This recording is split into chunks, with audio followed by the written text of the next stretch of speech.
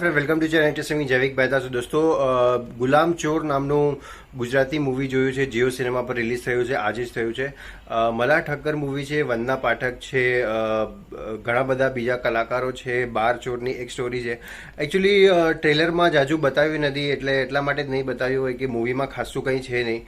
Actually આ ટાઈપની story આપણે ઘણી બધી વાર જોઈ છે કે આ એક આના ઉપર જાય છે, એક આના ઉપર જાય છે, આરોપ આના ઉપર જાય છે, એ પ્રમાણેની જોઈ છે. એકચ્યુઅલી બહુ બોરિંગ લાગ્યું. જે પહેલો જે 1 કલાક હતો એ બહુ બોરિંગ લાગ્યો. પાછળની 40-45 મિનિટમાં થોડું કંઈક જોવા જેવું છે.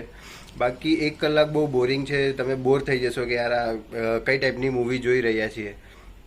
મલ્હાર ઠક્કરે સારો રોલ કર્યો છે, એમની એક્ટિંગ સારી છે, પણ એટલી ખાસી કંઈ મજા આવી નહીં એકચ્યુઅલી મૂવીમાં. તો ઓવરઓલ મૂવી એવરેજ પણ ના કહી શકીએ, એવરેજથી થોડી નીચે છે, અને એકદમ ફ્લોપ પણ ના કહી શકીએ. બટ બિલકુલ બોરિંગ છે.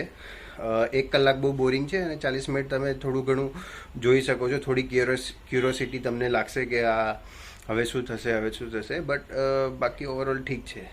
તમને લોકોએ જોયું છે તો તમે જણાવો કે તમને કેવું લાગ્યું, અને વિડીયો સારો લાગ્યો હોય તો લાઈક જરૂર કરજો, અને ચેનલને સબસ્ક્રાઈબ પણ કરજો.